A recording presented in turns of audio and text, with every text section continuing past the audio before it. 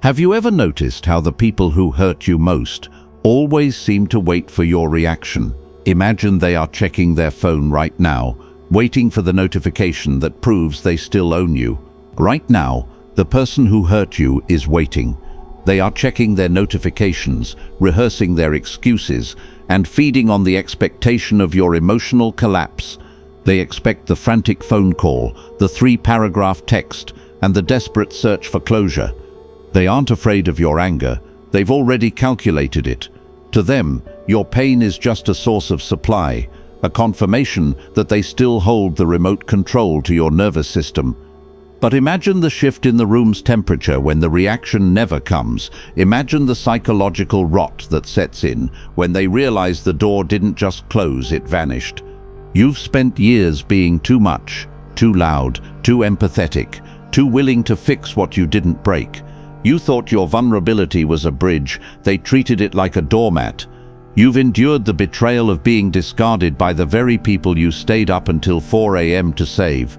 You felt that hollow, sickening realization that your loyalty was used as a weapon against you. In their mind, your pain is a predictable script, a scripted reaction that makes them feel powerful, relevant, and in control.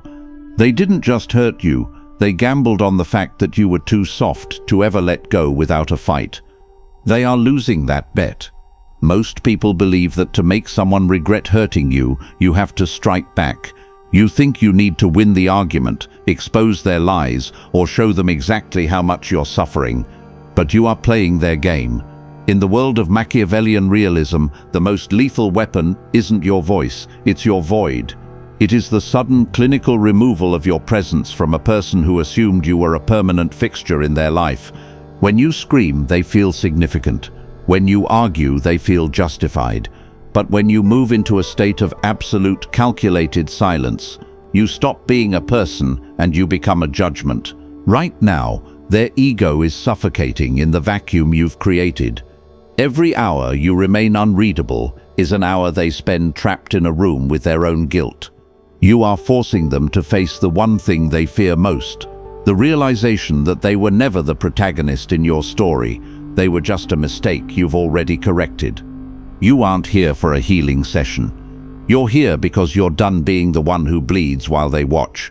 Today, we are shifting the psychological leverage. We are stripping away the emotional noise and auditing the 7 silent behaviors that transform your betrayal into their haunting obsession. We are going to show you how to become an enigma that they cannot solve, cannot manipulate, and most importantly, cannot forget. 1. Strategic non-reaction. You have been conditioned to believe that your voice is your power. When someone insults you, betrays you, or treats you like an option, your survival instinct screams at you to defend yourself.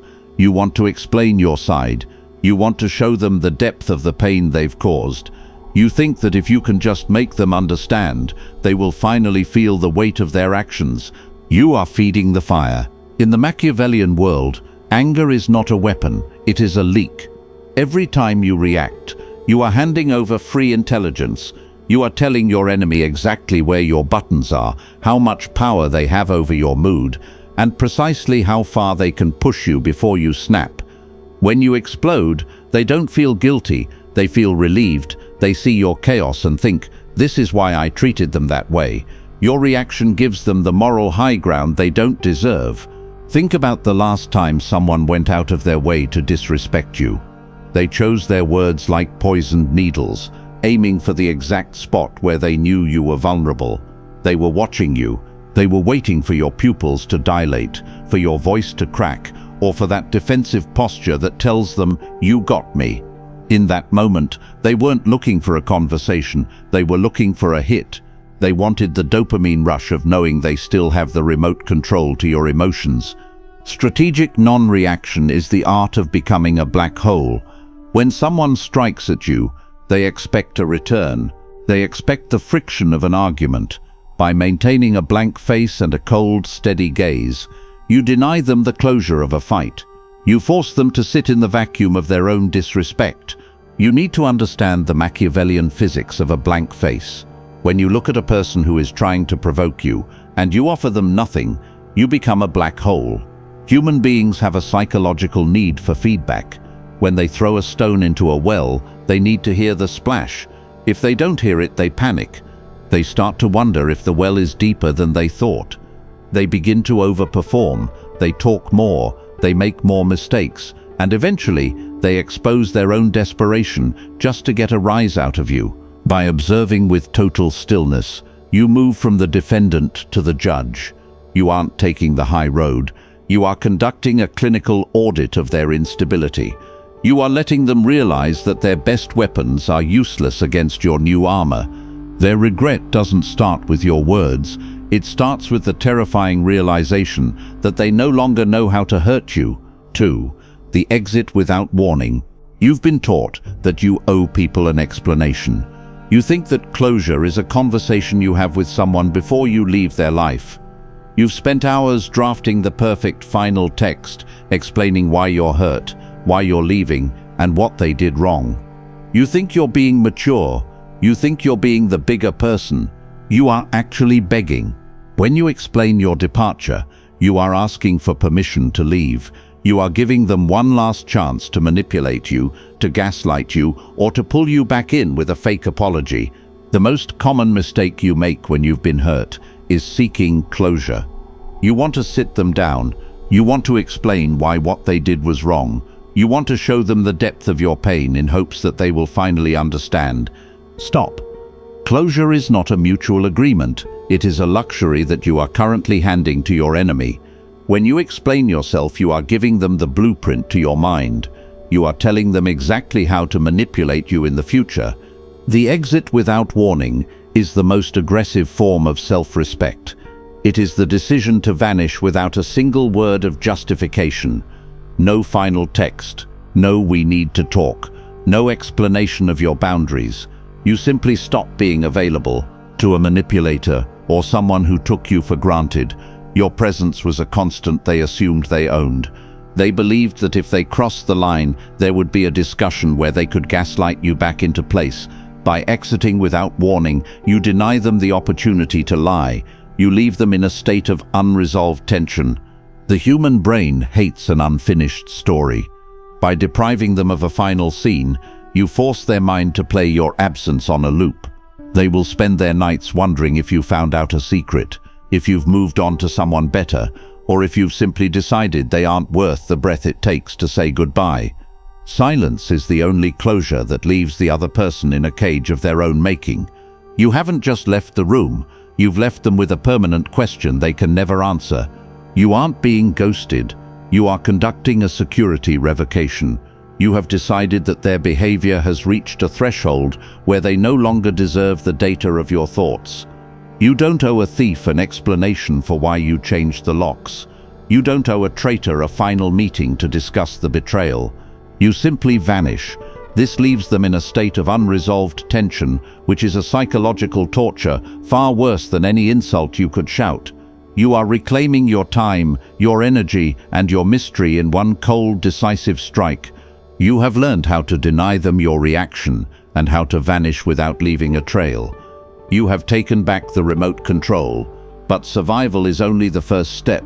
To truly make them feel the weight of what they've lost, you have to change the way you exist in their world.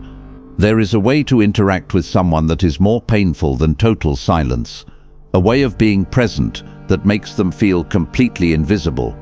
It is a social downgrade so severe that it strips away their ego in every single interaction. 3. Polite distance. You think that being cold means being rude. You think that if you want to show someone they've lost you, you have to be mean, sarcastic, or visibly angry. You've tried the cold shoulder, but it always looks like you're pouting.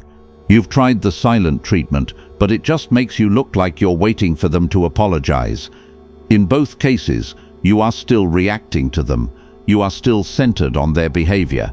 You've been told that being cold is a weakness. You've been told that if you're hurt, you should either forgive completely or cut them off entirely.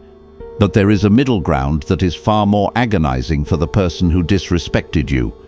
It is a state of psychological exile where they are close enough to see you, but too far to ever touch your soul again. Polite distance is the surgical removal of intimacy while maintaining the appearance of civility. When you use polite distance, you stop being hurt and you start being professional.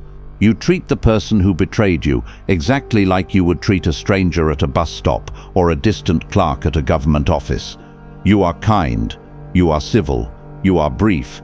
You use words like thank you, please, and have a good day.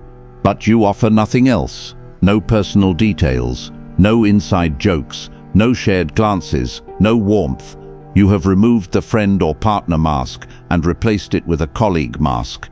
Think about how this feels for the person on the receiving end. They are used to having access to your soul. They are used to knowing your secrets and feeling your heat. When you respond to their probing questions with a polite, "I'm doing well, thank you," and then immediately turn back to your work, you are telling them that they have been evicted from your life. You aren't fighting them. You are reclassifying them. The pain of polite distance comes from the realization that they are no longer significant enough to be hated. Hatred requires passion. Hatred requires energy. By being politely distant, you are signaling that you no longer have any energy to waste on them. You have moved them from your inner circle to the general public. This is the customer service of the soul. You are essentially saying, "I see you, but I no longer perceive you as a human being worthy of my focus." By being polite, you remove their ability to call you the villain.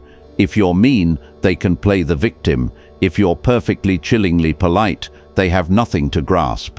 They are left grasping at the air where your intimacy used to be.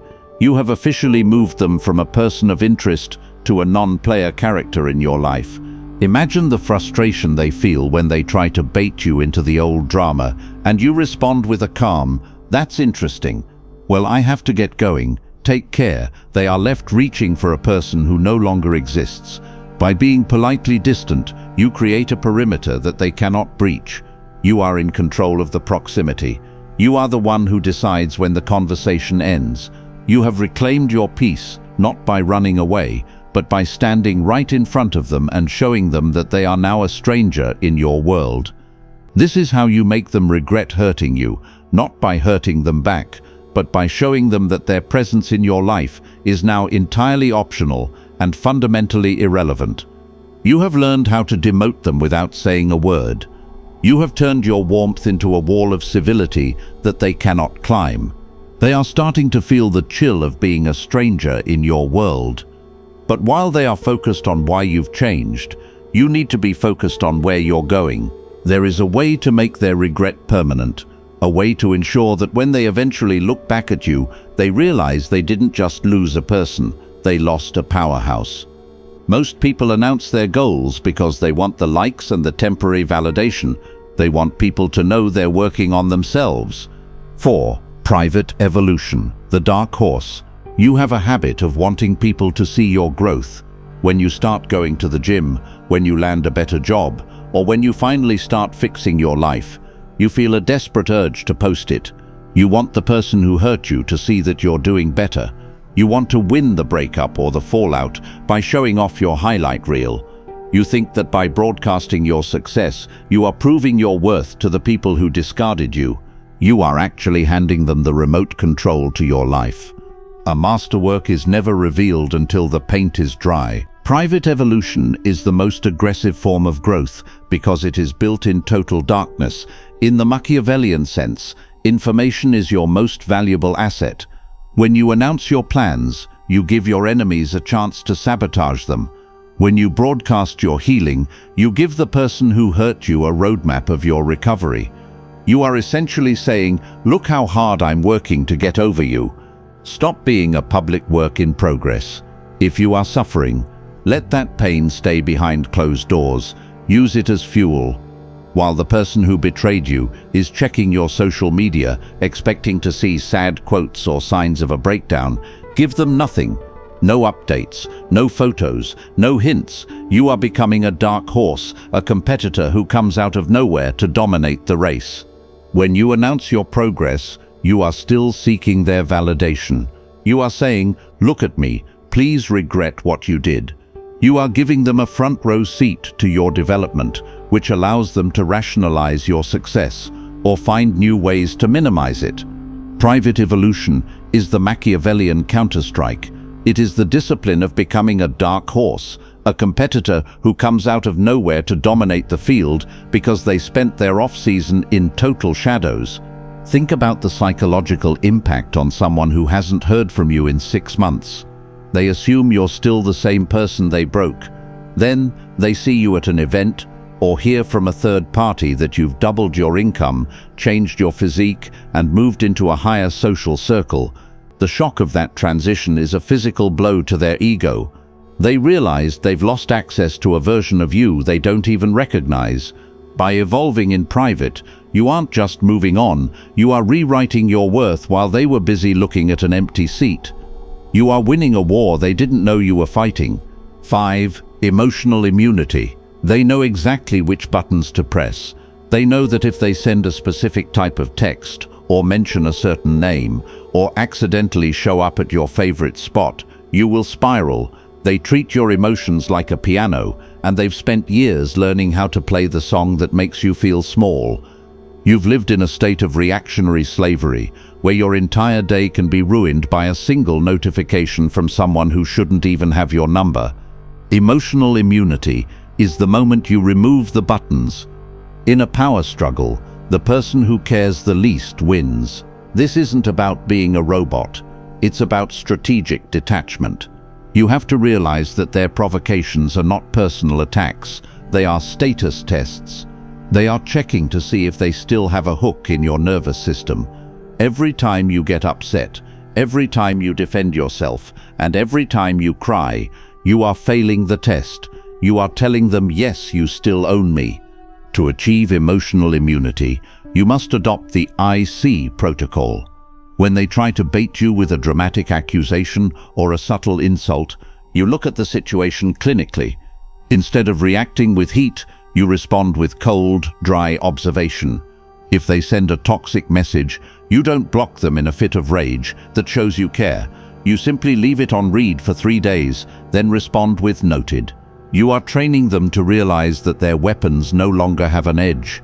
Imagine their frustration when they launch a psychological missile at you, expecting a massive explosion, and it just hits a wall of total indifference. They will try harder, they will get louder, they will get more desperate.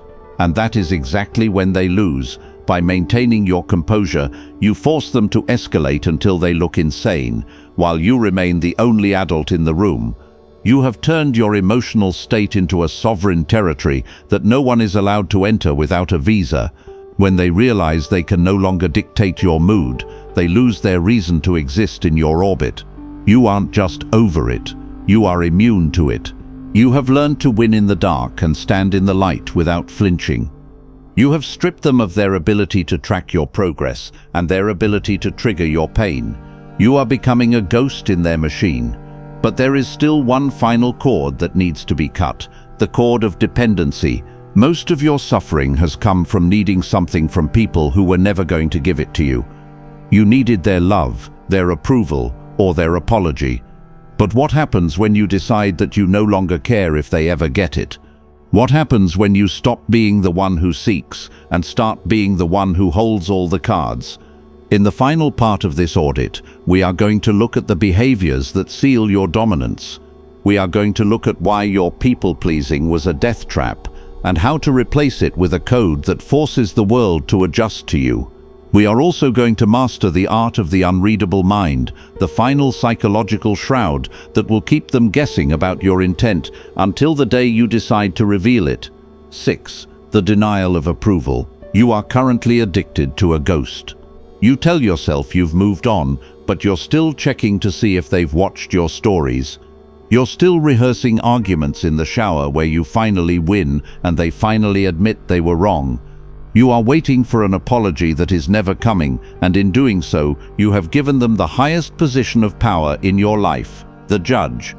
As long as you want them to be sorry, they own you. Most people who hurt you do it because they believe they are the main character, and you are just a supporting role designed to validate them.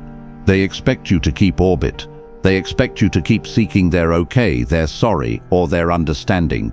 The denial of approval is the moment you stop being a satellite. It is the cold, clinical decision to stop caring whether they understand your pain or not. You realize that their opinion of you is none of your business. Think about the trap of the explanation. You feel the urge to tell them exactly how they messed up. You think you're being strong by standing up for yourself. You aren't. You are auditioning for their empathy. You are asking them to agree that you are right. But a person who is comfortable hurting you will never give you the satisfaction of a sincere apology. They will use your need for justice to keep you trapped in a loop of frustration. The Machiavellian move is to withdraw the need for their agreement entirely. You stop explaining. You stop correcting their lies about you. If they want to believe you're the villain, let them. If they want to think you failed, let them. Your peace is more valuable than their perspective. When you stop seeking their approval, you become a static variable, something they can no longer influence. They will panic when they realize that their disapproval no longer makes you flinch. They used to be the person who could make or break your day. Now, they are just a background noise you've learned to tune out. By denying them the power to forgive you or validate you, you have effectively erased their authority. You have stopped being a useful tool and started being a sovereign. Think about the last time you felt good because they gave you a crumb of kindness, or destroyed because they gave you a look of contempt. You are a puppet on a string, dancing for someone who has already proven they don't have your best interests at heart. Why are you giving a traitor the power to define your reality? Machiavelli noted that it is better to be feared than loved, but there is something even more potent, being indifferent to their judgment. When you decide that their approval is worthless, that it has zero market value in the economy of your life, the strings snap. You stop explaining yourself. You stop trying to prove your success. You stop looking for their face in the crowd. This is the ultimate no. You aren't just saying no to their presence. You are saying no to their authority. When they realize that you no longer care if they love you, hate you, or understand you, they lose their anchor. A person who seeks no one's permission is a person who cannot be governed. Every time you choose your own silence over a final argument, you are winning. Every time you realize that you don't need them to see the truth for the truth to be real, you are reclaiming your soul. You aren't agreeing to disagree. You are simply ending the contract. You are showing them that you have found a source of value that has nothing to do with them, and nothing makes a manipulator regret their actions more than realizing they have lost the power to even be noticed. You have broken the need for their validation. You have stopped asking for permission to be right. You are standing on your own 2 feet, looking at the world through eyes that no longer seek an audience. You are almost finished, but there is one final layer of the armor. It is the behavior that turns you into a psychological ghost, a move that makes it impossible for them to ever figure you out again. Right now, they think they know your type. They think they know how you think. 7. The unreadable mind. The final step in your evolution is the most dangerous for those who once felt they understood you. Most people, even after they've been hurt, leave breadcrumbs. They post a sad song to their story. They vent to mutual friends, or they let their bitterness leak out through a cryptic post. They want to be understood. They want the person who hurt them to see that they are still being thought about. You are going to give them total darkness. The unreadable mind is the state of becoming a closed system. It is the moment you stop explaining, stop leaking, and stop existing in their data field. When you are unreadable, you are unpredictable, and in the world of power, unpredictability is the ultimate source of fear. By refusing to let your internal state be seen, you force the person who hurt you to fill that silence with their own worst insecurities. They will begin to wonder if you've forgotten them, if you're planning a move, or most devastatingly, if you ever truly cared at all. Think about the psychological torture of silence. When you stop explaining your motives, when you stop justifying your actions, and when you stop sharing your why, people stop seeing a person and start seeing a threat. They begin to project their own insecurities into the vacuum you've created. If they see you succeed, they'll wonder how you did it. If they see you leave, they'll wonder who you're going to. If they see you fail, they'll wonder if it's a trap. By being unreadable, You turn their own imagination into a weapon that works in your favor. The person who hurt you is currently banking on their knowledge of you. They think they know your type, they think they know your limit, and they think they know exactly how you'll respond to their next move. Break the pattern. When you enter a room, be the observer, not the performer. Let your eyes move faster than your lips. When they ask a probing question, respond with a slight smile and a perhaps or we'll see. Never confirm, never deny, never explain. This is the ultimate form of psychological dominance. You are forcing them to live in a state of permanent limbo. They will spend years replaying their interactions with you, trying to decode a message that isn't there.